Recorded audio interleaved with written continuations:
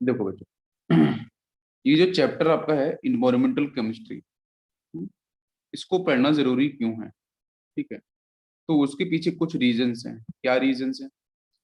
कि एक्चुअली में ये चैप्टर का कोई खास इम्पोर्टेंस नहीं है। ठीक है, अगर हम एग्जाम की सिनेरियो से बात करें, एग्जाम पॉइंट ऑफ व्यू बात करें, तो वहां पे एक खास इम्पोर्टेंस नहीं रखता है। ठीक है, तो यहाँ से क्वेश्चंस क्या होगा, एक क्वेश्चन आ सकता है मैक्सिमम। ठीक है, दो क्वेश्चन तो नहीं बन सकते हैं, मैक्सिमम एक क्वेश्चन आ सकता है।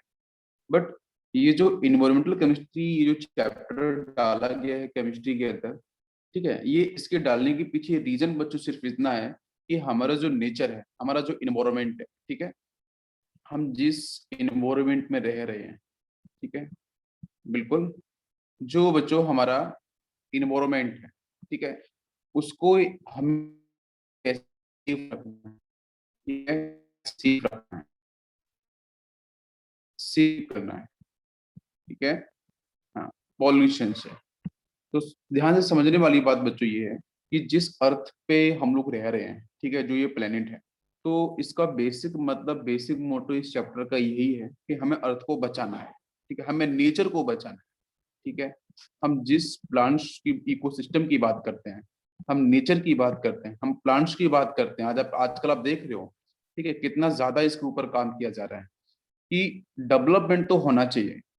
ठीक है, डेवलपमेंट को कोई मना नहीं करता है, डेवलपमेंट बिल्कुल होना चाहिए, लेकिन डेवलपमेंट के साथ साथ जो हमारे नेचर को, हमारे प्लांट्स को, हमारे इकोसिस्टम को, जिस डिफरेंट ह्यूमन एक्टिविटीज हो या बच्चों एनिमल एक्टिविटीज हो या फिर नेचुरल एक्टिविटी हो, ठीक है, यस, तो जहां आपकी नेचुरल एक्टिविटीज हो, नेचुरल एक्टिविटी से भी पोल्यूशन फैलता है। जैसे आपने देखा होगा जो थंडर स्टॉर्म होता है, तो थंडर स्टॉर्म जहाँ पे होता है वहाँ पे नाइट्रोजन की गैसेस बच्चों बहुत तेजी से प्रोड्यूस होती हैं। ठीक है, तो उसको तो हम कंट्रोल कर नहीं सकते हैं। पहले इसका एक ओवरव्यू लेते हैं, मैं पढ़ना क्या है। तो जो थंडर स्टॉर्म होता है वो नेचुरल एक्टिविटी है, तो उस नेचुरल एक्टिविटी से जो थंडर स्टॉर्म को कंट्रोल नहीं कर सकता है। ठीक है, तो उसे कंट्रोल नहीं कर सकते, बट जैसे हम कंट्रोल कर सकते हैं तो उसे हम कंट्रोल करें। और करने की वजह से हमारा जो ह्यूमन, जो एक एज है, जो एवरेज एज है, जो लिविंग एज जिसको हम बोलते हैं, वो बच्चों अराउंड 60 to 70, इतना ठीक ठाक है, 60 to 70। ये धीरे धीरे खत्म होता जाएगा और एक दिन बच्चों वो आपका 30-40 तक आ सकता है, इवन उससे भी कम हो सकता है। तो हमें अपनी जो लिविंग स्टाइल है उसको बदलना है, हमारा जो डेवलपमेंट है उसको बना के रखना है। डेवलपमेंट कम करेंगे, डेवलपमेंट नहीं होगा कंट्रीज का, या जो भी हम बिकॉज इकोनॉमी की बात करते हैं, आजकल आप देख रहे हो, तो हम इकोनॉमी इकोनॉमी पे नहीं जाते हैं बिकॉज वो पॉलिटिकल टर्म की तरफ हम मूव कर जाएंगे। तो हमें सिर्फ ये करना है कि हमें अपनी इकोनॉमी को मेंटेन करना है, डेवलपमेंट सभी को करना है, और हर कोई डेवलपमेंट की रेस में दौड़ रहा है, लेकिन ऐसा कहीं ना हो कि हमारा जो नेचर है वो डिस्ट्रॉय हो जाए डेवलपमेंट के चक्कर में। तो बच्चों हम लोगों को नेचर को भी बचाना है, अपने इकोसिस्टम को भी मेंटेन करना है, उसको डिस्ट्रॉय नहीं करना है। तो इसको बोलते हैं सस्टेनेबल डेवलपमेंट। एक टर्म होता है बच्चों, सस्टेनेबल डेवलपमेंट। ठीक है, हमारा डेवलपमेंट ऐसा होना चाहिए कि जिससे जो हमारा इकोसिस्टम है, हमारा जो इन्वायरमेंट है, कल्चर है, अर्थ है हमारी, उसके साथ कोई छेड़छाड़ कम से कम हो। वो जैसा है वो वैसा ही बना रहे, बिकॉज सब कुछ इनबैलेंस हो जाएगा। हमें बैलेंस ऑलरेडी भगवान ने बना के दिया है, नेचर ने बना के दिया है। अगर हम प्लांट्स कट कर देंगे तो हमें ऑक्सीजन की सप्लाई कट हो जाएगी, लॉट ऑफ डिफरेंट चीजें हमारे पास से चली जाएंगी, तो ये सब कुछ डिसबैलेंस हो जाएगा। तो बैलेंस बनाए रखने के लिए अगर हम पेड़ को कट भी करते हैं, फिर इन केस कुछ ऐसा रीजन पड़ जाता है, ठीक है, तो हमें एक पेड़ काटने की जगह हमें 10 पेड़ लगाने भी चाहिए। तो मेरी बात समझ में आ रही है, जिससे चीजें बैलेंस बनी रहे। तो ये सब कुछ बैलेंस को ध्यान में रखते हुए, वैसे तो ये चैप्टर साइंस का नहीं है, ये जनरल आपकी नॉलेज के लिए है, जनरल साइंस है ये, कि हमें एटलीस्ट ये चीज हमेशा ध्यान में रखना चाहिए, चाहे हम साइंटिस्ट बन जाएं, चाहे हम कुछ भी बन जाएं, ठीक है, इन लाइफ, लेकिन हम अपने नेचर को बचाना ही चाहिए, बिकॉज नेचर बचाएंगे तो सब कुछ बचेगा। मेरी बात समझ में आ रही है? डेट्स वाई ये चैप्टर पढ़ना बहुत जरूरी है। समझ में पहले आ गया कि हमें चैप्टर पढ़ना क्यों है। Now it is clear?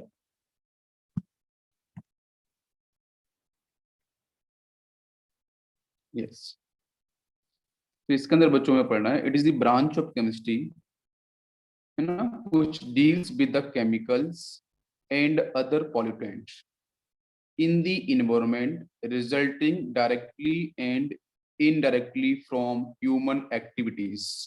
Right बच्चों? पॉल्यूशन, यस, इसको बच्चों हम लोग बोल सकते हैं, ठीक है, इन्वायरमेंटल पॉल्यूशन। ठीक है, हमें जो पढ़ना है हम उसके बारे में बात कर रहे हैं। ठीक है, हमें डिफरेंट केमिकल्स के बारे में पढ़ना है, अदर पॉल्यूटेंट्स के बारे में पढ़ना है जो इन्वायरमेंट से रिलेट रख रहे हैं, जो भी पॉल्यूशन हैं, जो भी पॉल्यूटेंट्स हैं। ठीक है, चाहे वो बच्चों डायरेक्टली पॉल्यूशन का कॉज हो ऐसे पॉल्यूटेंट्स, या बच्चों ह्यूमन एक्टिविटी जिसको बोलते हैं इनडायरेक्टली। तो आगे डायरेक्टली या फिर इनडायरेक्टली, मेरी बात समझ में आ रही है? इसको मैं इस तरीके से बोल सकता हूँ कि डायरेक्ट और indirect undesirable change in our surroundings.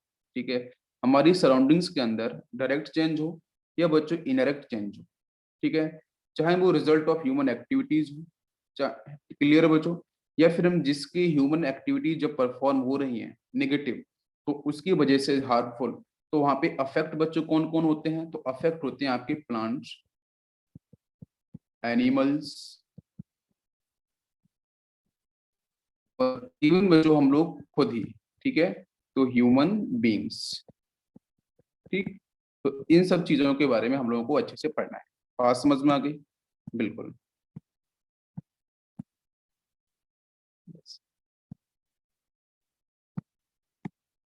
इसके बाद बच्चों हम लोग बात करते हैं कंपोनेंट्स ऑफ इन्वायरमेंट। ठीक है, इन्वायरमेंट्स के हमारे कौन कौन से कंपोनेंट, मतलब हमारा जो इन्वायरमेंट है वो किन किन चीजों से मिलके बना है। तो बच्चों फर्स्ट आता है आपका एटमॉस्फेयर, सेकेंड आता है आपका hydrosphere, third is the lithosphere, and fourth one is biosphere. ठीक है, तो ये चार पार्ट हैं, इन चारों पार्ट के कंपोजिशन से बच्चों जो आपका इन्वायरमेंट है ये आपका डेवलप होता है, ये आपका फॉर्म होता है। ठीक है, ये आपके चार पार्ट। ठीक है, अब यहाँ से है कि पॉल्यूटेंट्स क्या होते हैं। तो पॉल्यूटेंट्स बच्चों एक सब्सटेंस होते हैं जो पॉल्यूशन का कॉज होते हैं। ठीक है, इस चैप्टर में ज्यादा कुछ लिखने की ऐसी जरूरत नहीं होती है, क्योंकि आपको एटलीस्ट पता है बस जो आपका आने वाला है एग्जाम के अंदर, और जो आपको चीजें पता होनी चाहिए उसको मैं एक्सप्लेन करूंगा। ठीक है, तो जो पॉल्यूशन का कॉज होता है उसको हम लोग पॉल्यूटेंट्स बोलते हैं। वो किसी भी टाइप का हो सकता है बच्चों। ठीक है, नेचुरल हो सकता है या फिर आपका मैन मेड भी हो सकता है जो इंडस्ट्री से रिलीज होता है। क्लियर? पॉल्यूटेंट्स बच्चों कैसे हो सकते हैं? या तो बच्चों पॉल्यूटेंट्स आपकी सॉलिड हो सकते हैं या फिर आपके लिक्विड हो सकते हैं, और बच्चों गैसियस फेज में भी आपको देखने को मिल सकते हैं। क्लियर है? तो होता है क्या है, हम किस चीज को पॉल्यूशन बोलते हैं? तो आपको पता है किसी भी चीज को लिमिटेड सप्लाई से अधिक अगर आप ले रहे हो, लिमिटेड सब, जैसे सिंपल सा है, पानी अपन ने अगर ज्यादा पी लिया तो भी प्रॉब्लम क्रिएट करेगा, कम कम पिया तो भी दिक्कत करेगा, खाना ज्यादा खा लिया तो भी दिक्कत करेगा, कम खाया तो भी प्रॉब्लम करेगा। ठीक है, तो सिंपल सा पॉइंट ये है कि हम पॉल्यूशन किस चीज को बोलते हैं, पॉल्यूटेंट्स हम किस चीज को बोलते हैं? तो पॉल्यूटेंट्स बच्चों हम उसको बोलते हैं कि हमारे जो नेचुरल एबंडेंस है, यस, मैं बोल सकता हूँ कि जो नेचुरल प्रेजेंस है, किसी भी चीज की नेचुरल प्रेजेंस बच्चों फिक्स होती है। तो नेचुरल प्रेजेंस से अधिक अगर कोई भी चीज हो जाती है, ऐसा नहीं कि नेचर के अंदर पॉल्यूशन की चीजें प्रेजेंट नहीं है, तो बिल्कुल प्रेजेंट है। N2 गैस भी है, NO2 गैस भी है, क्लोरोफ्लोरोकार्बन्स भी है, N2O भी है, ओजोन भी है। ठीक है, CF भी है ना, जिसको फिरॉन्स बोलते हैं, क्लोरोफ्लोरोकार्बन्स, सब कुछ प्रेजेंट है, each and everything. Methane present है, सब कुछ, हाइड्रोकार्बन, ईच एंड एवरीथिंग, सब कुछ प्रेजेंट है। इनकम्प्लीट कंबेशन भी हो रहा है, कंप्लीट कंबेशन भी हो रहा है, एरोबिक रेस्पिरेशन भी हो रहा है, इनएरोबिक रेस्पिरेशन भी हो रहा है, ईच एंड एवरीथिंग, सब कुछ चल रहा है नेचर के अंदर। लेकिन बच्चों जो नेचुरल प्रेजेंस है, जो नेचुरल एबंडेंस है, अगर उसके कंपैरिजन में किसी भी चीज का कॉन्सेंट्रेशन ज्यादा हो जाता है, किसी भी चीज का कॉन्सेंट्रेशन नेचर में अगर ज्यादा हो जाता है कंपैरिजन टू नेचुरल प्रेजेंस, तो उस चीज को बच्चों हम लोग क्या बोल सकते हैं कि भाई साहब वो आपके पॉल्यूशन का कॉज बनेगा, वो आपका पॉल्यूटेंट्स बोला जाएगा। It may be solid, it may be liquid, it may be gas. Now it is clear? और चाहे बच्चों वो जो कॉन्सेंट्रेशन इंक्रीज हो रहा है, वो चाहे नेचुरल हैपनिंग की वजह से हो, भाई अभी जस्ट मैंने बताया आपको थंडर स्टॉर्म वगैरह। ठीक है, जब थंडर स्टॉर्म होता है तो वहाँ पे N2 गैस वगैरह आपके वहाँ से डिसोसिएशन होता है, रिलीज होती है, तो वो भी पॉल्यूशन का कॉज बनता है। फिर नाइट्रोजन कंबाइंड विद ऑक्सीजन बहुत सारे ऑक्साइड्स बनाता है नाइट्रोजन के, तो वो भी एक पॉल्यूशन का कॉज है। तो जो नेचुरल हैपनिंग्स हैं उसको हम कंट्रोल नहीं कर सकते हैं, बट ह्यूमन एक्टिविटीज को हम लोग कंट्रोल कर सकते हैं, तो इसी पे हम लोग करेंगे discussion.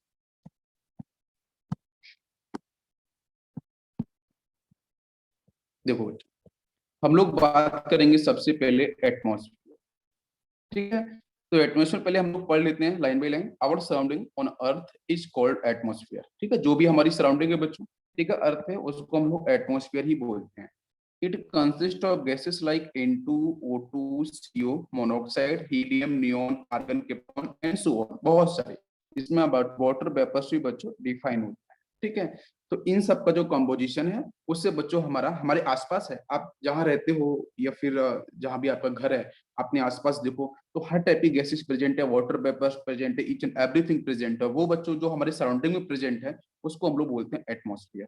Now it is clear, ठीक है। तो बोलते हैं ना बहुत बार कि हमारा एटमॉस्फेयर, हमारा एनवायरनमेंट अच्छा होना चाहिए, तो वहाँ पे हमारी जो जो किड्स हैं या फिर जो बच्चे हैं छोटे, वो उतने ही अच्छा सीखते हैं। तो ये हमारा सराउंडिंग, ये समझ में आपको आ गया एटमॉस्फेयर। इसकी थिकनेस की बच्चों बात करते हैं, it's thickness is around 1000 kilometre above the surface of. जो अर्थ का सरफेस है, अर्थ के सरफेस के ऊपर मान के चलो ये अर्थ है बच्चों, ठीक है। अर्थ के अंदर थोड़ी तो कोई रहता है, अर्थ के बाहर रहेगा हर कोई, अर्थ के अंदर थोड़ी रहता है, ठीक है। तो अर्थ के अपर सरफेस पे हम लोग रहते हैं बच्चों। यहाँ पे प्लांट्स आपको मिलेंगे इस तरीके से, है ना, आप प्लांट्स बना सकते हो, ठीक है, इस तरीके से। सपोज ये प्लांट्स हैं, यहाँ पे रामू रह रहे हैं, ठीक है, इस तरीके से। तो हम अर्थ के ऊपर ही तो रहते हैं बच्चों। तो वहां पे जो अर्थ की जो जो हम अपने एटमॉस्फेयर की बात कर रहे हैं, है ना। तो अर्थ सरफेस से ऊपर 1000 किलोमीटर तक का जो सेटअप है, उसको बच्चों हम लोग जो थिकनेस है, मतलब एटमॉस्फेयर की जो थिकनेस है, वो है आपकी 1000 किलोमीटर के अराउंड, ठीक है। Yes, next point. The gases present in atmosphere are very important in the following ways. हमारे इन्वायरमेंट में जो गैसेस प्रेजेंट है, उनका अपना इंपॉर्टेंस रोल क्या है, ठीक है। यस बेटा, नेचुरल प्रेजेंस से नहीं होना चाहिए कोई भी चीज, अदरवाइज वो पॉल्यूटेंट बन जाएगी, ठीक है। यस, तो these gases absorb harmful radiations of sun to protect life on earth. आपको पता है बहुत सारी गैसेस, आपको पता है कि जो जहाँ पे हम रहते हैं ना, तो उसके ऊपर का जो सरफेस है, उसको बच्चों हम लोग बोलते हैं अम्ब्रेला, है ना, अम्ब्रेला बोलते हैं। तो वो बेसिकली क्या करता है, इसमें बहुत सारी गैसेस हैं, डस्ट पार्टिकल्स हैं, और लेकिन लिमिटेड सप्लाई में। अगर ज्यादा सप्लाई में हो, ज्यादा प्रेजेंस होगी, ज्यादा कॉन्सेंट्रेशन होगा, तो बच्चों को पॉल्यूशन बन जाएगा, हमारे लिए ही डेंजरस हो जाएगा, जो हमें बचा रहा है, ठीक है। तो ये जो गैसेस क्या करते हैं, हमारी जो अर्थ है, उसको बच्चों बचाती हैं हार्मफुल रेडिएशन, अल्ट्रावायलेट रेडिएशन से, ठीक है। अभी डिस्कस करेंगे इसके बारे में। सेकेंड बच्चों, N2 is used by nitrogen fixing bacteria, ठीक है। तो ये बायोलॉजी में डिस्कस किया जाता है। ये जो N2 गैस है, ठीक है, नाइट्रोजन फिक्सिंग जो बैक्टीरिया है, वो बेटा यहाँ पे क्या करते हैं, वो यूज करते हैं। तो N2 गैस का अपना इंपॉर्टेंस हो गया है। जो प्लांट्स वगैरह, एग्रीकल्चर है ना, फार्मिंग जो होती है, जो भी आपकी दाल वगैरह जो होती है ना, उड़द, ये सब जितनी भी आपकी क्रॉप्स होती है, उसकी जो जड़ होती है, ठीक है, उनको रिक्वायरमेंट होती है, तो वहाँ पे पर्टिकुलर बैक्टीरिया होता है, ठीक है, वो नाइट्रोजन को यूज करता है। तो नाइट्रोजन की supply is very important. Next, जो O2 is required for respiration, ये तो आप सभी लोग जानते हो, है ना, हम लोग देखते हैं, यूज करते हैं। कार्बन डाइऑक्साइड बच्चों, फोटोसिंथेसिस, प्लांट्स के लिए इंपॉर्टेंट है कार्बन डाइऑक्साइड, तो उसका भी अपना इंपॉर्टेंस है, लेकिन ज्यादा नहीं होना चाहिए, नहीं तो CO2 बच्चों डेंजरस पॉल्यूशन बन जाएगी। नेक्स्ट है water vapours are responsible for sustaining life on earth, ठीक है। तो water vapours is also important. Water vapours क्या करती है बच्चों, हमारा जो अर्थ है उस पर जो लाइफ को मैनेज करती है, लाइफ को डिफाइन करती है, वो आपका क्या है बच्चों, वाटर मॉलिक्यूल्स है, ठीक है। आप देख सकते हो कि जो अर्थ है, उससे ज्यादा डाइवर्सिटी बच्चों समुद्र में मिलती है, ओशन में मिलती है, सी में मिलती है। क्यों मिलती है, वही वाटर मॉलिक्यूल्स वहां पे है। तो वाटर मॉलिक्यूल्स के अंदर, चाहे आपके सिंगल सेलुलर एनिमल्स हो, चाहे आपके मल्टी सेलुलर एनिमल्स हो, हर टाइप के एनिमल्स वहां पे मिलते हैं, ब्लू व्हेल से लेके और एक बहुत ही माइन्यूट, बहुत ही स्मॉल आपका टाइनी एनिमल्स, वहां पे आपको चीजें, प्लांट्स आपको मिल सकते हैं, डिफरेंट डिफरेंट कैटेगरीज के, डिफरेंट वेराइटीज के, जिनको प्रोसेस करना अभी भी बाकी है, ठीक है। तो डिफरेंट डाइवर्सिटी आपको, वेराइटीज आपको देखने को सी के अंदर मिलती है, वहां वाटर मॉलिक्यूल्स, तो water molecules very much important for the sustaining life on the earth. Clear है बच्चों? Yes, now it is clear. Yes, next बच्चों हम लोग बात करते हैं लेयर्स ऑफ एटमॉस्फेयर, ठीक है। एटमॉस्फेयर की जो हमारी लेयर्स हैं, उस पर हम लोग डिस्कशन करते हैं, ठीक है। यस, तो वैसे तो बहुत बार बच्चे सोचते हैं कि हम ये जो चैप्टर पढ़ रहे हैं, क्यों पढ़ रहे हैं, क्या इंपॉर्टेंस है, हमें नहीं पढ़ना चाहिए, बेफालतू का है, लास्ट में हम एग्जाम देने जाएंगे तो 2 दिन पहले हम पढ़ लेंगे इसको। बच्चों 2 दिन पहले पढ़ लेना अच्छी बात है, ठीक है।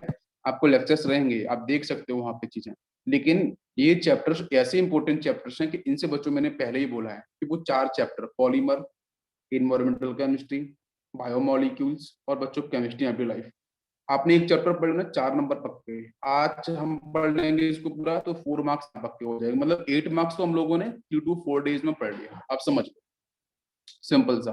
और इनसे क्वेश्चंस आजकल बिल्कुल आ रहे हैं, बिकॉज हमें इन्वायरमेंट को बचाना है, तो इसके ऊपर जो एग्जामिनर्स ने क्वेश्चंस बना बना के दे रहे हैं, अच्छे क्वेश्चन। एटलीस्ट आपको पता है कि नहीं, एक बार बताऊं आपको क्वेश्चन क्या आया था, बीओडी का फुल फॉर्म, सिंपल बीओडी का full form, biological oxygen demand, ठीक है। इससे कम अगर ऑक्सीजन हो जाएगी बीओडी से, तो फिर उस केस में जो फिश होती है ना, वो उसमें उनकी डेथ हो जाती है, फिश मछलियां हैं वो मरने लगती हैं। तो बीओडी का भी अपना एक परसेंटेज है, ठीक है, जिसको हम डीओ भी बोलते हैं, ऑक्सीजन ओडी भी बोलते हैं, ऑक्सीजन डिमांड करके एक होता है, डीओ बोलते हैं। तो उस पर हम लोग बात करेंगे धीरे धीरे, ठीक है।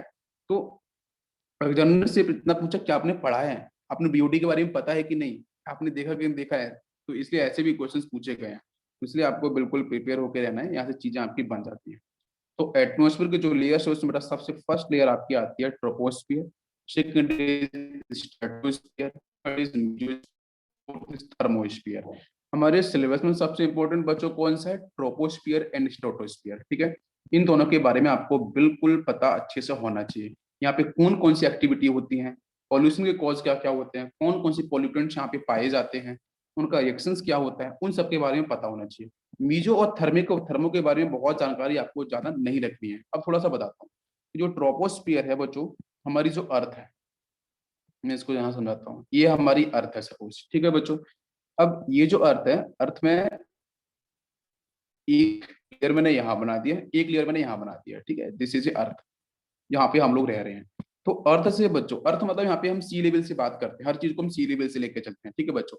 तो सी लेवल से और अप टू बेटा यहाँ पे आपका 10 kilometre, listen carefully, 10 kilometre sea level से ऊपर तक, सी लेवल से ऊपर तक 10 किलोमीटर, जहाँ बच्चों क्लाउड होते हैं ना, बादल होते हैं।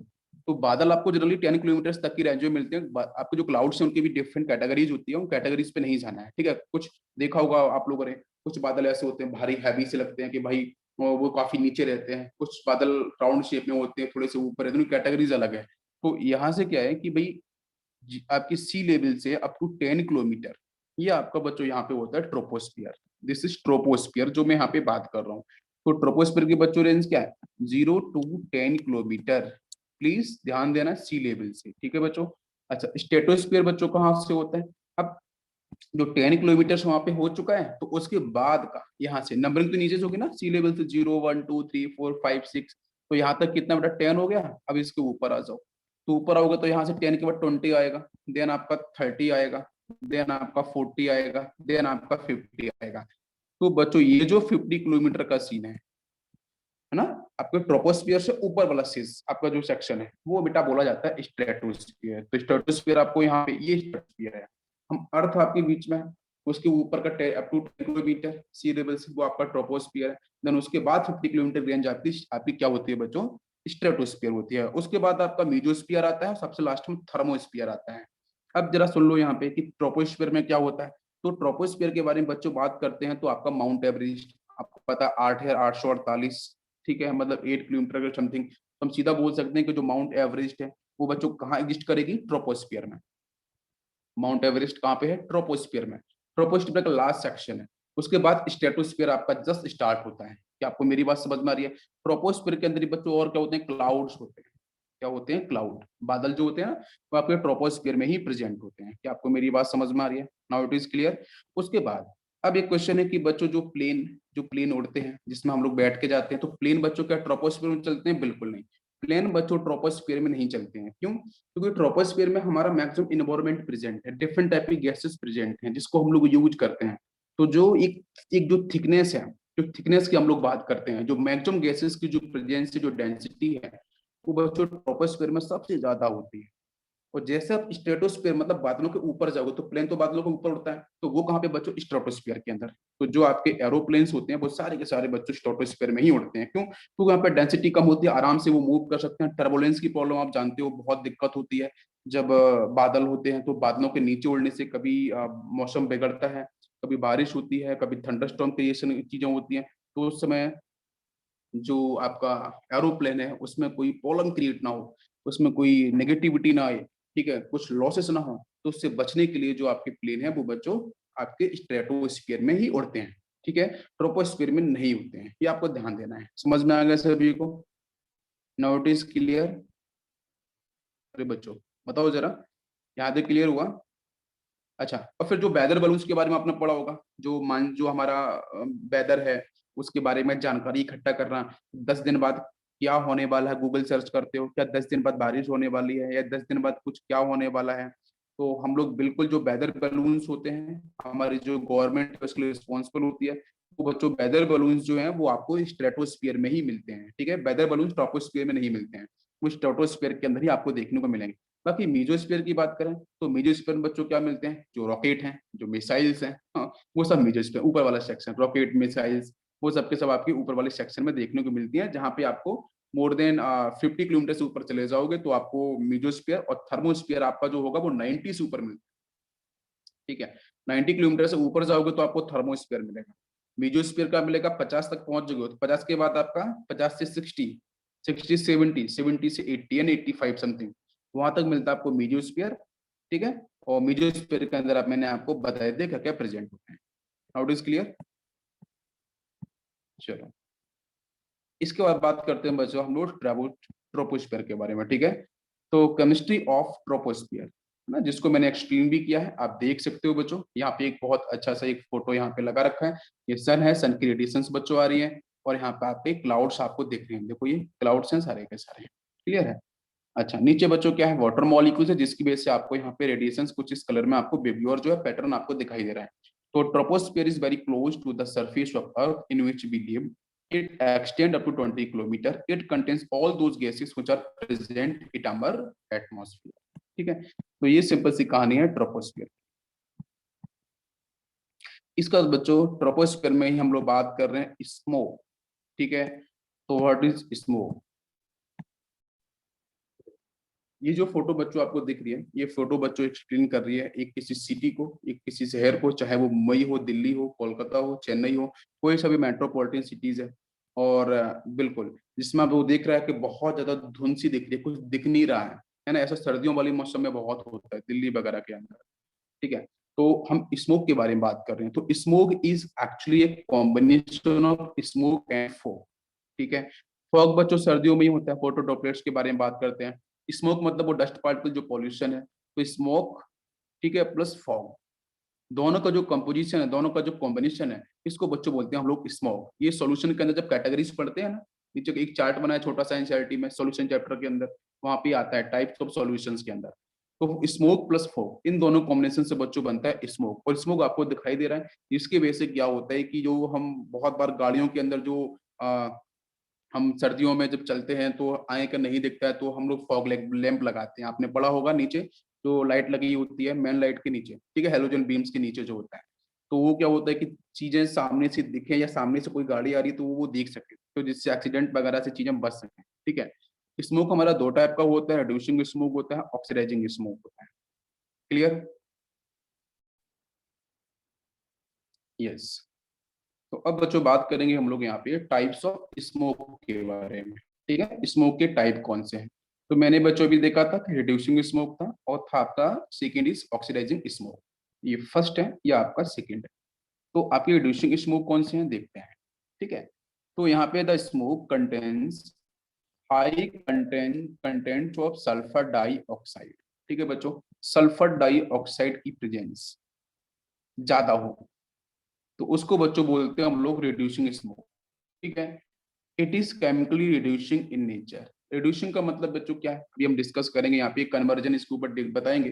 For example the smoke and SO2 produce from burning of coal, तो जो बच्चों हाइड्रोकार्बन से जो फॉसिल फ्यूल से अगर उनकी बर्निंग करते हैं, ज्यादा बच्चों सल्फर आपको मिलता है जब वॉल्केनो एक्शन होता है, तो वॉल्केनो जहाँ से प्रोड्यूस होते हैं तो उसके आसपास का एरिया पूरा बंजर होता है, बंजर का मतलब वहाँ पे कुछ चीज नहीं होती है, प्लांट्स वगैरह कुछ भी देखने को नहीं मिलेंगे आपको, क्यों? क्योंकि वहां से सल्फर का प्रोडक्शन बहुत ज्यादा होता है, जहाँ पे वल्केनो इरेक्शंस होते हैं वहां पे सल्फर बहुत ज्यादा प्रोड्यूस होता है, जिसकी वजह से आसपास का एसिड रेन होती है, सल्फर ऑक्सीजन से कंबाइन करेगा तो SO2 बनाएगा। SO2 जो होगा बेटा, सबसे पहले सल्फर वहां से रिलीज हुआ, वो ऑक्सीजन से कंबाइन हुआ और वो कन्वर्ट किस में हुआ, SO2 और SO3 के अंदर, डाइऑक्साइड और ट्राइऑक्साइड के अंदर। ये बच्चों कंबाइन करेंगे वाटर मॉलिक्यूल्स के साथ। तो SO2 अगर वाटर मॉलिक्यूल से कंबाइन करेगा तो बच्चों 2 हाइड्रोजन है और एक सल्फर है, 3 ऑक्सीजन, तो बच्चों बन जाएगा H2SO3, सल्फ्यूरस एसिड बन जाएगा।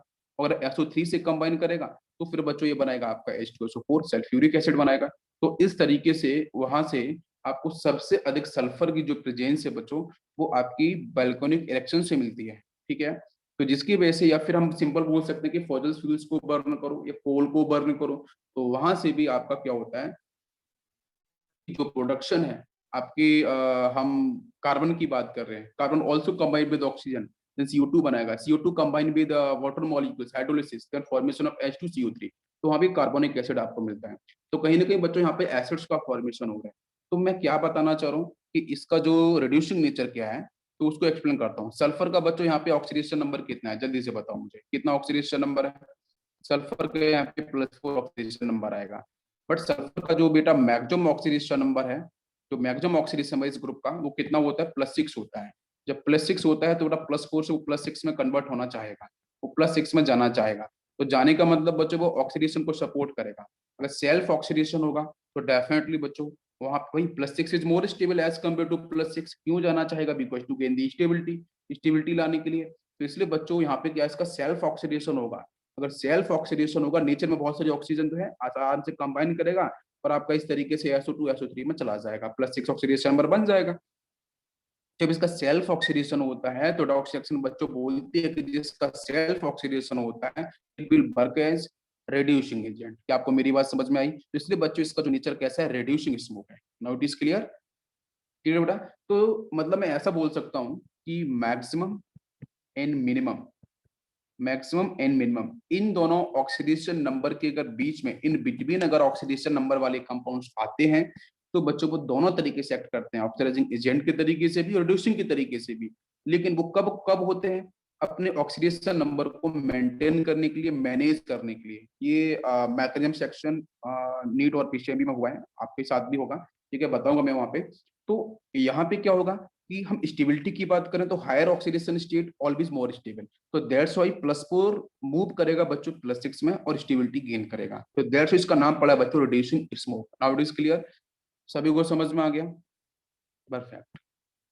नेक्स्ट बात करते हैं बच्चों हम लोग ऑक्सीडाइजिंग स्मोक। ठीक है, तो यहाँ पे देखते हैं photochemical smoke, line by line पढ़ना जरूरी है। ठीक है, यहाँ से क्वेश्चंस बिल्कुल ऐसे आते हैं। Photochemical smoke is termed as oxidizing smoke. ठीक है, which consist of higher concentration of oxygen like ozone, very important। ठीक है बच्चों, ozone, it is yellowish brownish gray haze which is formed in the presence of water droplets and chemical reactions of pollutants in the air। तीसरा point, it has unpleasant odour because of its gaseous component. ठीक है, तो ozone का detection तो बच्चों हो जाता है आराम से, उसकी जो स्मेल है वो काफी दूर से आपकी रहती है, तो ओजोन की स्मेल की बेस पे हम लोग इसका डिटेक्शन कर लेते हैं, बाकी इसका जो कलर है उसके बेस पे बता लेते हैं।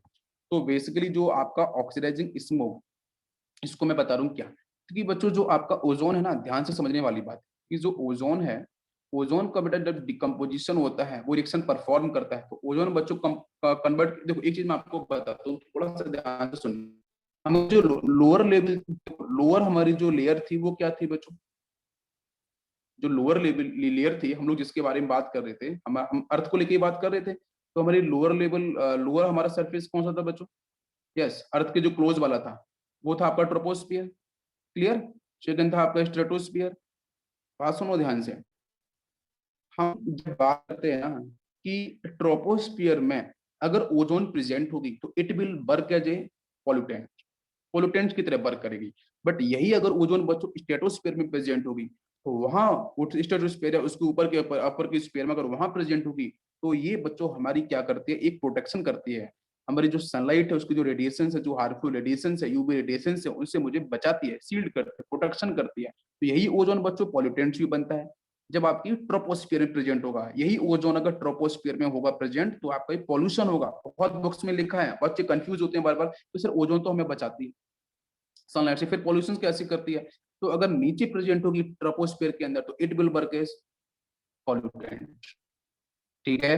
पोल्यूटेंट्स की तरह वर्क करेगी, पॉल्यूशन क्रिएट करेगी, कई रिएक्शन परफॉर्म करती है, ब्रेक डाउन करती है बहुत सारी चीजों को। और तो यहाँ से बच्चों ओजोन ब्रेक डाउन होती है आपके नेसियंट ऑक्सीजन के अंदर और O2 गैस के अंदर। क्या आपको मेरी बात समझ में आ रही है? Now it is clear. तो यहाँ से क्या हो गया, यहाँ से बच्चों ये हो गया, ध्यान से समझने वाली बात है कि ये जो नेसियंट ऑक्सीजन रिलीज हुआ है, इस नेसियंट ऑक्सीजन की बच्चों जो एक्टिविटी है, जो रिएक्टिविटी बहुत ज्यादा है। तो ये बच्चों अगर किसी भी पर्टिकुलर कंपाउंड के सामने डिफाइन किया जाएगा, किसी के सामने अगर ये मिलेगा यही नेसेंट ऑक्सीजन, तो नेसेंट जैसे बच्चों वाटर मॉलिक्यूल के सामने आ गया, तो वाटर मॉलिक्यूल्स के साथ बेटा नेसेंट जैसे कंबाइन करेगा तो H2O2 में से कन्वर्ट कर देगा, ठीक है। ये बात समझो ध्यान से। तो होता क्या है कि ओजोन बच्चों एक अच्छा ऑक्सीडाइजिंग एजेंट है, हालांकि दोनों के तरीके से एक्ट करता है, डिपेंड करता है कंडीशंस के ऊपर, ठीक है। ओके। तो जैसे हम लोगों ने पहले भी पढ़ा था, आपने पढ़ाया बेटा, हम लोगों ने पढ़ाया था एल्कीन, एल्कीन का ओजोन लिसिस, अब लेक्चर बनाया है मैंने।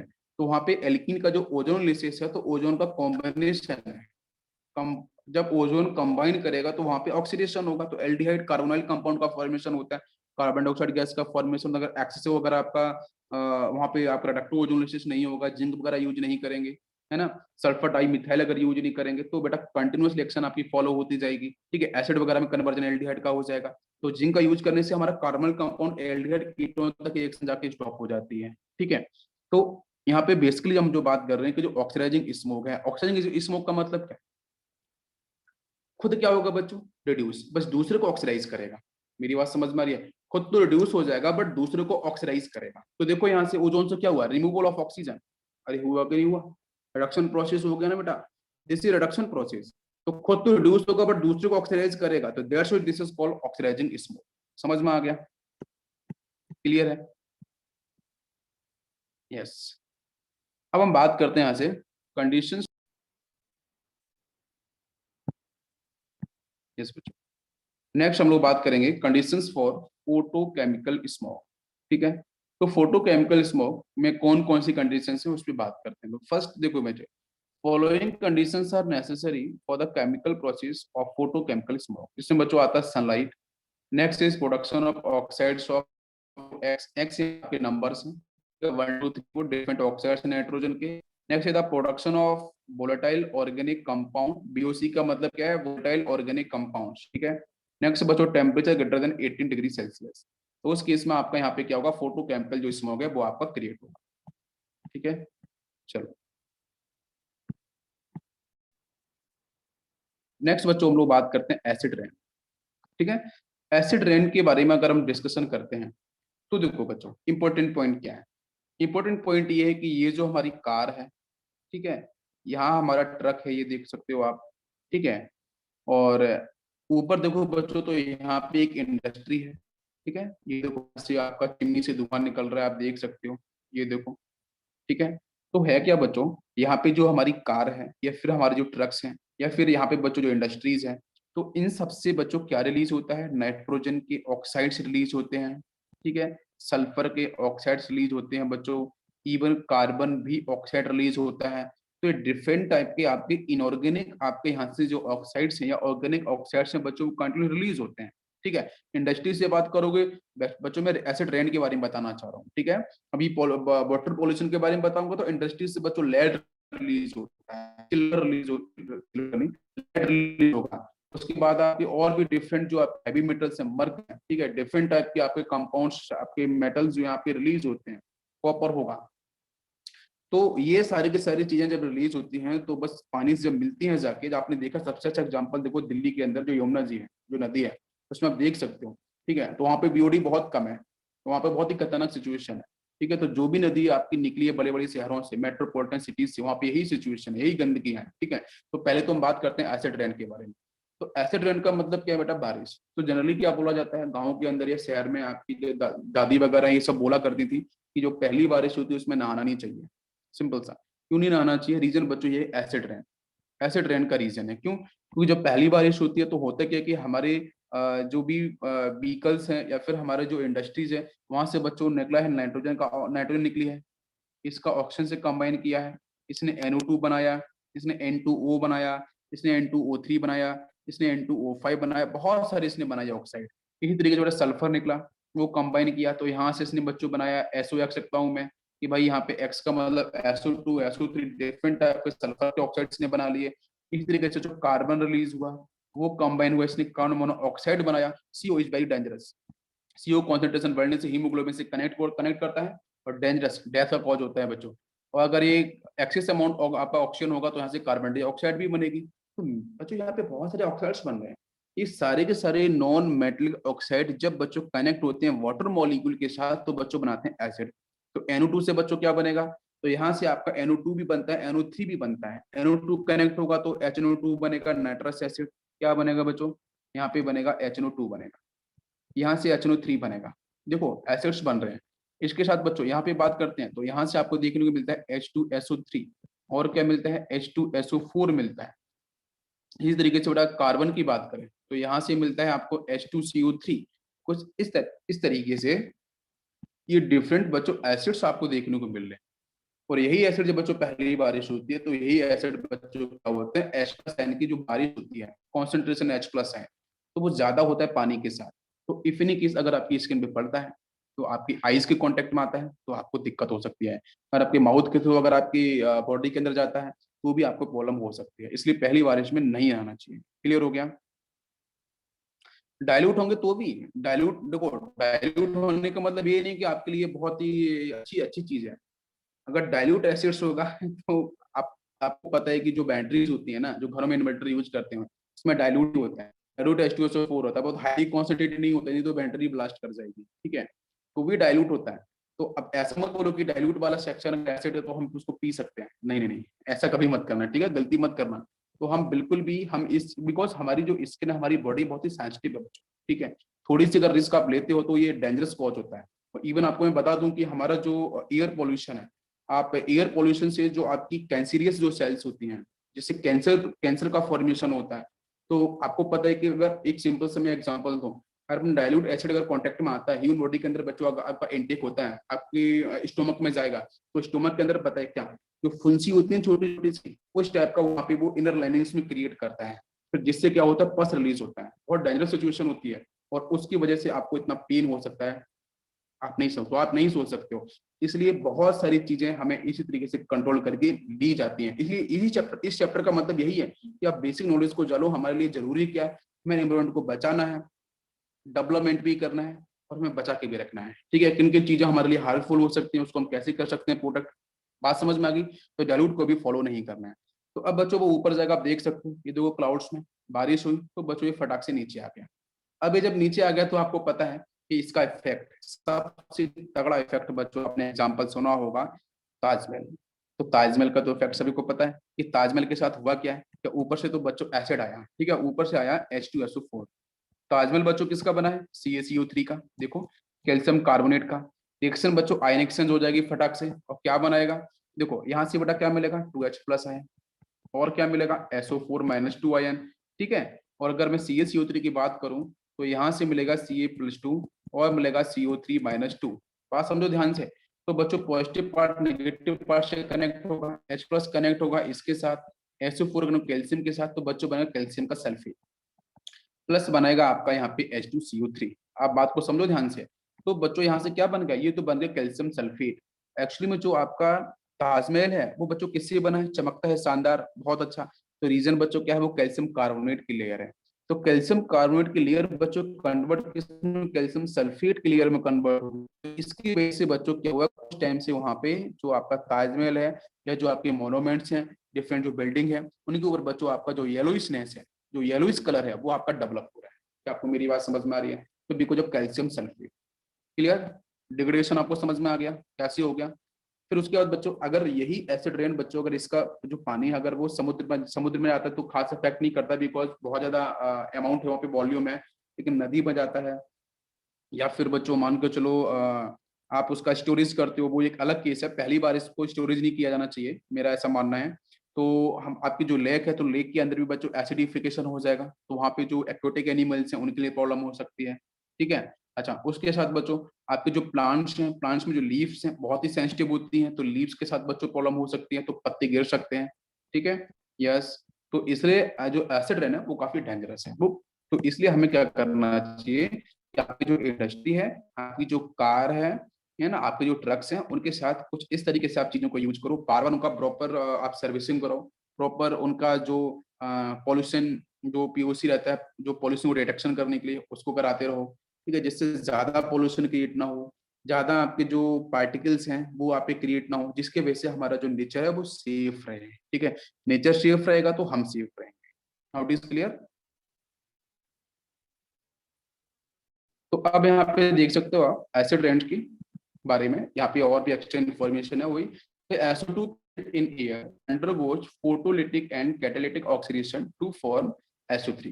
वो SO2 बेटा SO3 में कन्वर्ट हो जाएगा, मैंने जस्ट अभी बताया था, ठीक है। फोटोलिटिक मतलब सनलाइट की प्रेजेंस में, और कैटालिटिक ऑक्सीडेशन आपका हो जाएगा, ऑक्सीजन से कनेक्ट होगा, वो SO3 में कन्वर्ट हो जाएगा, ठीक है। इसका बच्चों क्या होगा, विच रिएक्ट विद रेनी वाटर और मॉइस्चर टू फॉर्म H2SO4, और उसको मैंने अभी बताया ये एसिड बन चुका है। Next NO2 react with rainy water in the presence of O2 and ozone, तो वहां भी बच्चा इसका ऑक्सीडेशन होगा, भाई NO2 का ऑक्सीडेशन हो चुका है, तो ये बच्चों कन्वर्ट किस में होगा, वाटर मॉलिक्यूल के साथ ऑक्सीडेशन होने से HNO3 में, तो ये भी आपका यहाँ से एसिड बन चुका है। ऊपर सल्फ्यूरिक एसिड बन चुका है, ये भी आपका नाइट्रिक एसिड बन चुका है। नेक्स्ट बच्चों कार्बन डाइऑक्साइड मैंने अभी जस्ट बताया, तो वहां से कार्बोनिक एसिड आपका ये बन चुका है, ठीक है। तो in some countries HCl is released by volcanic eruption, very important. तो बहुत सारी कंट्रीज के अंदर HCl जो हाइड्रोजन क्लोराइड है वो भी बच्चों आपका रिलीज होता है वॉल्केनिक इरप्शंस की वजह से। और HCl के जो बच्चों पार्टिकल्स हैं, HCl के जो HCl है उसके जो आपके पार्टिकल्स हैं वो ड्राई फेज में, क्योंकि वो जो हीट बहुत होती है बालकनीज में, तो ड्राई फेज में जाते हैं, और वो बच्चों क्या होते हैं, वो जाके अपर लेयर में, वो जाके अपर एटमोसफेयर बच्चों शिफ्ट हो जाते हैं, और शिफ्ट होने के बाद वो बच्चों कनेक्ट होते हैं फिर आपके वाटर मॉलिक्यूल के साथ, तो फिर वहां से बच्चों क्लोरीन जो होगा वो डिफरेंट टाइप का एसिड जनरेट करता है, और उसकी बच्चों फिर होती है बारिश। क्या आपको मेरी बात समझ में आ रही है? बिल्कुल, तो ये तो बहुत डेंजरस हो गया कि आपको मेरी बात हमारे इंडिया में बेटा इतना बालकनी इरप्शन नहीं है, लेकिन बाहर के कुछ कंट्रीज हैं जो आप देख सकते हो, न्यूजीलैंड है, आपका ऑस्ट्रेलिया है, तो उधर बालकनी इरप्शन बहुत ज्यादा है, तो डेफिनेटली, या फिर आप ले सकते हो इंडोनेशिया टाइप में, तो वहां पे बहुत ज्यादा बालकनी इरप्शन है। इसकी वजह से क्या हो सकता है, ये बहुत ही डेंजरस सिचुएशन क्रिएट होती है। तो these acids formed as above come down with the atmosphere as acid rain of acid snow, ठीक है। तो बहुत जगह एसिड स्नो होती है, तो इसलिए डेंजरस सिचुएशन हो जाती है, ये यूरोपियन कंट्रीज की बात है। अब बात करते हैं impact of acid rain, acid rain का इम्पैक्ट क्या क्या है, ठीक। यस, तो इसमें बच्चों सबसे पहले आता है first point, it makes lakes so acidic they can not no longer support fish life. मैंने बताया ना, फिश जो मछलियां बच्चों वो फिनिश हो जाएंगी, खत्म हो जाएंगी, मर जाएंगी, एक्वेटिक लाइफ खत्म हो जाएगी, डिस्ट्रॉय हो जाएगी, ठीक है। तो इसलिए क्या है कि हमें एसिड रेन के बारे में सोचना चाहिए और इस पर काम करना चाहिए। और ऐसा नहीं है बच्चों, हम लोग सोचते हैं कि पॉल्यूशन किसी एक इंसान की वजह से होता है, एक गाड़ी से धुआं निकल रहा है तो उसी की वजह से पॉल्यूशन हो रहा है, नहीं। पॉल्यूशन बिल्कुल हर किसी से हो रहा है, मैं पोल्यूशन क्रिएट कर रहा हूँ, आप कर रहे हो, ईच एंड हर कोई इंसान कर रहा है, कोई कम कर रहा है कोई ज्यादा कर रहा है, ठीक है। लेकिन हमें हर सभी लोगों को मिलके एक साथ मिलके हमें चीजों पे कंट्रोल करना पड़ेगा, हमारी अर्थ सेफ तभी हो सकती है, हमारा इकोसिस्टम तभी क्लियर हो सकता है। अदरवाइज ये जो ह्यूमन लाइफ सिस्टम में बहुत जल्दी खत्म होने वाला है, बिल्कुल खत्म होने वाला है। अगर अपने सिस्टम को खत्म कर दिया, अपने नेचर को खत्म कर दिया, तो ह्यूमन लाइफ को कोई नहीं बचा सकता, ठीक है। Second point, the yield of agriculture crops is also reduce. आपको पता है खेतों में खेती नहीं होगी, हमारी फार्मर्स इतनी मेहनत से काम करते हैं, हो सकता है हम लोगों के घरों में बिल्कुल ही सब सारे काम होते हैं खेतों के अंदर, तो कितनी मेहनत लगती है, एक बच्चे की तरह पालते हैं। अरे एग्री जो फार्मर्स होते हैं, जो किसान होते हैं, वो अपनी खेती को, अपने पेड़ों को एक बच्चे की तरह पालते हैं, बचपन से छोटे से पेड़ को बचपन की तरह बच्चे की तरह पालते हैं। और उस पर एसिड की अगर बारिश हो जाए तो क्या होगा पता मुझे, किसान तो बिल्कुल परेशान हो जाएगा, सब कुछ लॉस हो सकता है। समझ में आ रहा है? तो अगर एग्रीकल्चर नहीं, अगर बच्चों होगी, अगर प्रोडक्शन नहीं होगा तो हम खाएंगे क्या? समझ में आ गया? बिल्कुल क्लियर? यस। नेक्स्ट बच्चों, HNO3 acid rain gradually eats off limestone, मैंने जस्ट अभी बताया limestone and marbles of buildings and white metals. Next बच्चों, it fades the colour of fabrics like cotton, nylon, rayon, leather and papers, ठीक है। इनके जो colours हैं वो कलर्स से बच्चों फेडअप्स हो जाते हैं because of acids rain. Next बच्चों, cause extensive leaf drops in plants, मैंने जस्ट अभी बताया था पत्तियां पेड़ों से गिर जाती है, ठीक है, तो वो भी प्रॉब्लम है, इस वेरिएशन का कहीं ना कहीं दिक्कत होने वाली है फिर, ठीक है बच्चों, बिल्कुल। नेक्स्ट है, it is very corrosive and attack skins, ठीक है, डाइल्यूट है बेटा नो डाउट, लेकिन फिर भी प्रॉब्लम क्रिएट करेगा। हमारी स्किन चलो ठीक है, स्किन पे कोई दिक्कत नहीं होने वाली डाइल्यूट की ज्यादा, लेकिन स्टोमक में चला गया ना गलती से, स्टोमक में सबको सेंसिटिव है, हर चीज सेंसिटिव है, तो वहां पे क्या करोगे आप, बताओ मुझे, समझ में आ गया ना? ठीक है, नेक्स्ट। नेक्स्ट बच्चों, acidification of soil and rocks in leach metals like aluminium, mercury, lead, and calcium, and discharge them into water bodies. Then these heavy metals are eaten by fishes, मछलियों की तरह। और मछली मछली ने ये खाया, आपने मछली खाई, आपके अंदर क्या पहुंच गया, एल्यूमिनियम, मरकरी, लेड, कैल्शियम। बच्चों लेड पहुंच गया, मरकरी पहुंच गया, आपका जो नर्वस सिस्टम है ना वो डिस्ट्रॉय होगा, समझ में आ रहा है? आपका जो नर्वस सिस्टम वो डैमेज होगा धीरे धीरे, आपको बहुत सारी डिफरेंट, आपको जो चेस्ट है उसकी डिफरेंट सारी आपको प्रॉब्लम क्रिएट हो सकती है। तो इसकी वजह से हमें इस चीज से एसिडिफिकेशन को कंट्रोल करना चाहिए, ठीक है। अच्छा ये सब हम ही करते हैं, हम करते हैं तो हमें कंट्रोल करना चाहिए, इसलिए हम लोग चैप्टर को पढ़ रहे हैं। Which proves very much dangerous for those animals and birds which eat fish. समझ में आ गया? तो इसलिए आजकल देखा होगा बहुत सारी चिड़ियां खत्म हो रही हैं, छोटी छोटी चिड़ियां थी वो आज आपको दिखती ही नहीं है। बड़े शहरों में जाओगे तो चिड़िया दिखती ही नहीं है, मतलब वो खत्म होती जा रही है बिकॉज ऑफ ह्यूमन बीइंग्स, उनकी डिफरेंट और अजीब सी एक्टिविटीज की वजह से, जिसे कंट्रोल करना चाहिए। नेक्स्ट है बच्चों, हर चीज गवर्नमेंट कंट्रोल नहीं करेगी, हमें भी करना चाहिए गवर्नमेंट के साथ मिलकर। It also damage steel, paints, plastic, cement and mostly work and sculptures materials. आपने देखा हर जगह जहाँ पे हम चौक चौराहे पे देखते हैं, तो हमारे जो महान लोग हुए हैं उन सबकी स्कल्पचर्स लगे हैं, उन सबकी फोटोज लगी हुई हैं बहुत अच्छे से, कितनी अच्छी लगती हैं। लेकिन एसिड रेन अगर होती है तो उनकी वजह से इन पे भी अफेक्ट हो सकता है। मेरी बात समझ भाई? तो इसलिए बच्चों हमें क्या करना चाहिए, चीजों से बचना चाहिए जो हमारे लिए हार्मफुल है। नेक्स्ट बच्चों बात करते हैं ग्रीन हाउस इफेक्ट के बारे में। Next is important point is green house effect, very popular, ठीक है। यस, आप देख सकते हो बच्चों हमारी ये अर्थ है, ठीक है, ये अर्थ आपको दिख रही है यहाँ पे, राउंड शेप बना देता हूँ आपको एक बार। इस तरीके से ये आपकी अर्थ है यहाँ पे, ठीक है। और उसके साथ देखो बच्चों यहाँ पे सन है, ठीक है। यस, तो सन से बच्चों रेडिएशन आ रही है बराबर, आप देख सकते हो है ना, रेडिएशन आ रही है, इससे टकरा रही है। अब सुनने वाली बात बच्चों ये है ना कि अगर मान के चलो हमारी अर्थ के ऊपर कोई लेयर तो है ना, वो लेयर बच्चों किसकी है, एटमोस्फेयर की। समझो प्लीज, भाई अर्थ के ऊपर कौन सी लेयर बच्चों, एटमोस्फेयर की लेयर है। एटमोस्फेयर का मतलब बच्चों बहुत सारी गैसेस हैं, अरे एटमोस्फेयर का मतलब क्या, मैंने जस्ट बताया बहुत सारी गैसेस हैं, बहुत सारे डस्ट पार्टिकल्स हैं।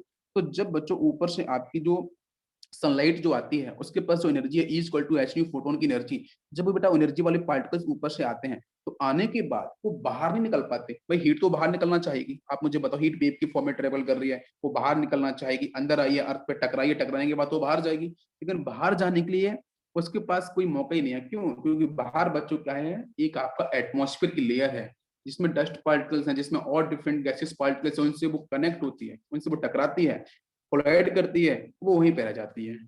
बात समझ में आ गई? तो जब वो वहां पे रह जाएगी तो हमारी जो अर्थ है इसका बच्चों टेम्परेचर क्या होगा, इंक्रीज करेगा। मैं कल की न्यूज बताऊं, कनाडा के अंदर बच्चों कल का टेम्परेचर ना 50 डिग्री सेल्सियस था, आप इमेजिन करो 50 डिग्री सेल्सियस। अगर यहाँ पे 50 हो जाएगा ना, आप क्या करोगे, इमेजिन 50 डिग्री सेल्सियस। और मुझे ऐसा लगता है कि आने वाले 10 टू आफ्टर 15 ईयर्स या 20 ईयर्स या 50 ईयर्स के बाद डेफिनेटली मैं मान के चलता हूँ कि टेम्परेचर हर किसी शहर का, हर किसी दुनिया के अंदर हर किसी शहर का टेम्परेचर बढ़ेगा ही, कम नहीं होगा, अगर हमने अपनी ह्यूमन एक्टिविटी जो रॉन्ग एक्टिविटीज उनको कंट्रोल नहीं किया। पानी में बैठना पड़ेगा, रोहित बोल रहे हैं, कितना पानी में बैठोगे, नॉट पॉसिबल, ठीक है। यस, तो हमें चीजों को कंट्रोल करना पड़ेगा, समझ में आ गया? तो ग्रीन हाउस इफेक्ट में हाँ टेम्परेचर बच्चों बाहर नहीं निकला, अब इसमें क्या है, शॉर्ट रेंज वेवलेंथ है, लॉन्ग वेवलेंथ है, तो यहाँ पे लिखा है देखो, carbon dioxide and other gases in the atmosphere trap heat and keeping the earth warm. तो बाहर तो बहुत सारी गैसेस तो ट्रैप कर लेती है, तो नीचे से जब टकराया वो टकराई बच्चों यहाँ पे आपकी सनलाइट जो है, उसकी जो वेव बच्चों टकराई टकराई बाहर जाएगी, उसको ट्रैप कर लेते हैं, सारे के सारे डस्ट पार्टिकल्स हैं, कार्बन डाइऑक्साइड है एटमॉस्फेयर में, सब ट्रैप कर लेंगे। इसकी वजह से हमारी अर्थ बच्चों हीटअप हो जाएगी, ठीक है। यस, देखते हैं यहाँ पे। तो पहली चीज तो ये ना कि अर्थ की जो सनलाइट उसको आने ही मत दो ना पूरा, वो डेंजरस चीज को आने मत दो, पोल्यूशन को बढ़ने मत दो। ओके, तो देखते हैं यहाँ पे हमारे क्या क्या इफेक्ट्स में पॉइंट है। तो पहला बच्चों पॉइंट था heat causes the atoms surface to vibrate and radiate heat and infrared radiations. Second point, carbon dioxide and water vapors in air absorbing infrared radiations act as insulating layer to prevent heat from escaping. This is often referred to as greenhouse effect. Green house effect के तो बहुत सारे plant लोग जगह जगह लगा के रखे हैं खेतों वगैरह में, तो आप वहां भी देख सकते हो। ठीक है, नेक्स्ट बच्चों, the trapping of heat, the trapping of heat on the surface of earth by carbon dioxide and water vapors in atmosphere is known as greenhouse effect। ठीक है, ओके, जिसके ऊपर नोबेल प्राइज भी मिले हैं पिछले कुछ सालों के अंदर, लोग इसके ऊपर रिसर्च कर रहे हैं, साइंटिस्ट बहुत अच्छा काम कर रहे हैं, लेकिन लोग नहीं मानते हैं। अब बात करते हैं बच्चों ग्लोबल वार्मिंग। ठीक है, यस, तो ग्लोबल वार्मिंग बेटा वैसी का इफेक्ट है जिसको अभी आप डिस्कशन कर रहे हैं। यस, यहाँ पे the concentration of carbon dioxide in the atmosphere is about 300 ppm। ठीक है, but it is known to be increasing when level of carbon dioxide increases up to 400 ppm। ठीक है, अच्छा पीबीएम का मतलब आप बेटा पढ़ते हैं ना, पीपीबी पढ़ते हैं। ठीक है, नेक्स्ट हम पार्ट, इसका मतलब क्या है, पार्ट्स पर बिलियन। ठीक है, नेक्स्ट पार्ट्स पर मिलियन पढ़ते हैं, पीपीएम पढ़ते हैं। नेक्स्ट सोचो PBM, what is the mean of PBM, कोई बताएगा मुझे आपको? यस, तो पीबीएम आपको क्लियर हो गया। यस, नेक्स्ट बच्चों second point, the level of carbon dioxide increases up to 400 ppm। ठीक है, तो पहले मैंने क्या बोला कि भाई हमारे एटमॉस्फेयर के अंदर जो कार्बन डाइऑक्साइड गैस है उसका जो कॉन्सेंट्रेशन है वो 330 ppm के अराउंड होता है। ठीक है, बट अभी क्या हो रहा है, वो इंक्रीज कर रहा है, और यहाँ पे कि level of CO2 increase 400 ppm, तो temperature should rise H much 1 degree Celsius. समझ में आ गया? पीबीएम को मैंने क्या बोला कि कार्बन डाइऑक्साइड का जो कॉन्सेंट्रेशन है उसका जो अमाउंट है ना, उसको डिफाइन करना है। तो पीबीएम बेसिकली यूनिट, उसको हम पीबीएम, आपका ये टर्म है। लेकिन मैं बोल रहा हूँ कि अगर आपका 330 इज नॉट बहुत ज्यादा तो नहीं बोल सकते हैं, लेकिन 330 अगर 400 अगर इंक्रीज करता है अगर आपका पीबीएम कार्बन डाइऑक्साइड का लेवल हमारे सरफेस पे एटमॉस्फेयर में, तो बच्चों temperature 1 degree Celsius definitely rise कर जाएगा। Next, the mean global temperature at the earth surface is around 15 degree Celsius. ठीक है, ये 15 डिग्री सेल्सियस है आपका mean global temperature earth surface का। Next, any change in amount of energy absorbed or emitted by earth could affect our climate। बिल्कुल affect करेगा। The average global temperature and concentration of carbon dioxide, ठीक है, has fluctuate on cycle of hundreds of thousands of years on earth positions relative to sun has varied। as a result ice age have come and gone। next point है आपका volcanoes eruptions emit particles that cools down earth surface temporarily। next point, even nitrocycles, ये nitrocycles होते हैं, biology में discuss किए जाते हैं बेटा, डिफरेंट नाइट्रोसाइकिल्स जो होते हैं, even nitrocycles has temporary effect। next, carbon dioxide level have increased by more than a third since the industrial revolution। जब से 19th सेंचुरी, 18 और 19th सेंचुरी की हम इंडस्ट्रियल रेवोल्यूशन की जब बात करते हैं, ठीक है, फर्स्ट वर्ल्ड वॉर की बात की कहानी है, तो उस समय बेटा इंडस्ट्रियल रेवोल्यूशन के होने की वजह से जो CO2 का जो लेवल है वो बहुत तेजी से इंक्रीज का, इवन बच्चों मोर देन थर्ड। ठीक है, ये आपका मतलब मैं बोलूं 18 तो 19 सेंचुरी के अंदर ही बहुत तेजी से आपका CO2 इंक्रीज किया है। नेक्स्ट है the climate change now occurring rapidly. 11 of the 12 hottest years are between 1995 1995 से लेकर 2006, आप समझ सकते हो। ठीक है, तो मैं क्या बोल रहा हूँ, 11 ऑफ द 12 हॉटेस्ट ईयर ये आपको यहाँ पे देखने को मिल रहे हैं। तो उसके पीछे रीजन बच्चों क्या, इंडस्ट्रियल रेवोल्यूशन, वो जरूरी है। ठीक है, लेकिन ऐसा नहीं कि हमारे जो पॉल्यूटेंट्स क्रिएट होंगे उनको हम कंट्रोल ना करें, this is very important. Next बात करते हैं हम लोग ऑटोमोबाइल्स पॉल्यूटेंट्स एंड कन्वर्टर्स के बारे में। ठीक है, तो ऑटोमोबाइल्स की अगर मैं बात करूं, ऑटोमोबाइल्स के बारे में बात करते हैं, तो वो पॉल्यूटेंट्स एंड कन्वर्टर्स क्या है। देखो बहुत सारी गाड़ियां चल रही हैं, ठीक है, आप देखते हो जब कभी बहुत सारी गाड़ियां निकलती हैं तो किस तरीके से डस्ट पार्टिकल्स उड़ते हैं, और गाड़ियां भी अपना डिफरेंट जो गैसेस है वो रिलीज करती है हार्मफुल। तो बात करें automobile engine use hydrocarbon fuels like petrol diesel, ठीक है, CNG so on, and fuels have general formula like C8H18, ठीक है, कॉल्ड ऑक्टेन। तो वहां पे हम ऑक्टेन नंबर डिफाइन करते हैं ना पेट्रोल डीजल के अंदर। तो इनका बेटा जो पेट्रोल डीजल जनरली यूज करते हैं वो लोअर आपके हायर मॉलिक्यूलर वेट होते हैं C8H18 something. Next, incomplete burning of fuels release carbon particles CO and CO2 and water droppers, है ना, water vapours. Next at high temperature N2 and O2 combine to form NO and NO2।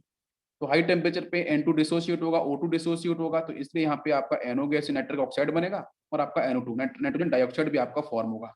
Next है carbon particles, ये वो जो form करते हैं CO, NO, NO2 all are pollutant. तो ये सारे के सारे आपके क्या यहाँ पे जो पॉल्यूटेंट्स हैं तो ऑटोमोबाइल से आपके लगातार क्रिएट होते हैं।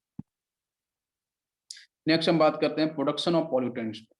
Production of pollutants, yes, the pollutants produced in the internal combustion engine by the use of petrol are CO, NO and NO2. Next, by incomplete combustion of petrol, some CO and unburnt carbon particles, CO2, water vapors and some alcohols and acid are produced. तो ये hydrocarbon से oxygen की presence में ये सारे के सारे compound बन सकते हैं जो हार्मफुल होंगे।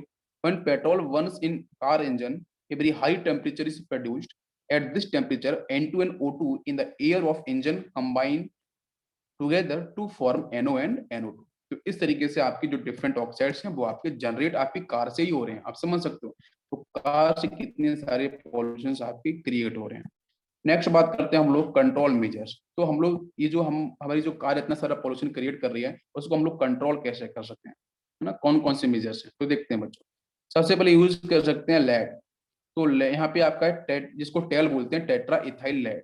This is tetra ethyl lead, इसका हम यूज कर सकते हैं। ये क्या करता है बेटा, ये करता है रिड्यूस, आपका रिड्यूस करता है रेट ऑफ कम्बशन। दूसरा बच्चों कंप्लीट कम्बशन करेगा।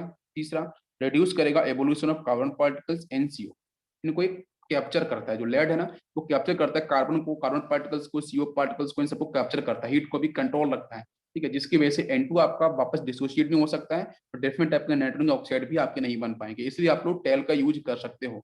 Next second point, catalytic converter का यूज करते हैं। तो ये कैटालिटिक कन्वर्टर कहाँ पे यूज करते हैं, अटैच करते हैं व्हीकल इंजन से, व्हीकल इंजन के साथ इसको करते हैं कनेक्ट, ठीक है। इसमें क्या होता है, कंटेंट्स प्लेटिनम बेस्ड कैटलिस्ट होते हैं, ठीक है। ये डिफरेंट गैसेस जो आपकी प्रोड्यूस हुई उनको एब्जॉर्ब कर लेते हैं। नेक्स्ट है catalytically complete combustion of carbon particles NCO। तो इसके सरफेस के ऊपर बाकी जो भी है वो आप रिएक्ट कर सकते हैं, उसके पास वॉइड होते हैं उसमें इकट्ठा करेगा, बाहर रिलीज नहीं करेगा आसानी से। तो इसलिए आपका जो पॉल्यूशन है, जो डिफरेंट गैसेस हैं, उनको एक कंट्रोल कर सकते हैं। समझ में आ गया, ठीक है। तो वापस आप यहाँ पे एक रिएक्शन है, आप देख सकते हो ऑक्सीजन कंबाइन हुआ बेटा पेट्रोल डीजल के साथ, यहाँ से CO2 बना है, वाटर बना है, फिर जो CO भी बन सकता है, CO प्लस O2 CO2 बनाएगा। इन सबको ये क्या कर सकता है, होल्ड कर सकता है, कंट्रोल कर सकता है, ठीक है। यस, नेक्स्ट बात करते हैं बच्चों केमिस्ट्री ऑफ स्ट्रेटोस्फीयर, है ना। स्ट्रेटोस्फीयर की केमिस्ट्री हमारी क्या है। तो मैंने जस्ट बताया था कि स्ट्रेटोस्फीयर जो है बच्चों वो 20 to 40 किलोमीटर, ठीक है, एबव द सरफेस ऑफ अर्थ, ठीक है। हमारी जो अर्थ सरफेस है उसके ऊपर की कहानी है, क्लियर, ओके। तो ओजोन वहां पे बेटा प्रेजेंट मैंने बताया था, ozone is present at a height of 28 kilometre, बेटा ध्यान रखना 28 किलोमीटर पे। The concentration of ozone in stratosphere is 10 this is correct, ठीक है। तो स्ट्रेटोस्फीयर के अंदर जो हमारा ओजोन का कॉन्सेंट्रेशन है वो बच्चों कितना है, 10 ppm है, पार्ट्स पर मिलियन, ठीक है। समझ में आ गया सभी को, बिल्कुल। नेक्स्ट बच्चों बात करते हैं production of ozone and its toxic effect, ठीक है। यस, तो some ozone is produced during combustion take place in air, ठीक है। Next, ozone concentration more than 0.1 ppm is toxic. Important point is 0.1 ppm, ठीक है, इससे ज्यादा होगा तो वो टॉक्सिक हो जाएगा and harmful for human beings. Next है ozone also attack rubber. Next है it is produced in the upper part of atmosphere by attacking by action of sunlight on the O2। तो O2 पे क्या होगा, sunlight आपकी आएगी, वो बच्चों यहाँ से नेशेंट ऑक्सीजन को रिलीज कर देगा। नेशेंट ऑक्सीजन बच्चों फर्दर जो ऑक्सीजन प्रेजेंट है उसके साथ ये कंबाइन करेगा, तो यहाँ से बनाता है ओजोन। और ये जो रिएक्शन है वो रिवर्सिबल रिएक्शन होती है ना, दिस इज रिवर्सिबल रिएक्शन। यहाँ पे रिवर्सिबल रिएक्शन देखने को मिलती है, reaction forward and backward continuously चलती है, इसकी वजह से ओजोन का फॉर्मेशन बच्चों लगातार होता रहता है। तो मैं फाइनली क्या करता हूँ, इन दोनों कंबाइन करता हूँ, तो नेशेंट से नेशेंट कैंसिल हो जाता है, इधर O2 नीचे O2 आपका यहाँ पे O2 का फॉर्मेशन, बाकी ओजोन, तो बैलेंस कर सकते हैं इसको, ठीक है। यस, नेक्स्ट हम लोग बात करेंगे protective action of ozone layer.